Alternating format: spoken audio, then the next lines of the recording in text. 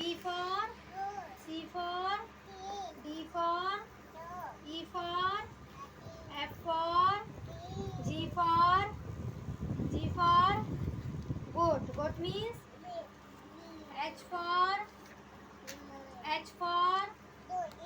horse. जानते हो ना? I for J for K for L for M for N for O for P for parrot means Q for Q means R for rose means S for strawberry. T for top. Tiger means U for छाता. V for violin. W for watch means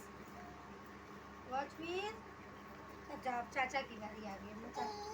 हाँ. X for xylophone. Z for क्या होता है? Z for go. Well done. Clapping कर दो भाई. Clapping करो बेटा. तो क्लैपिंग करो.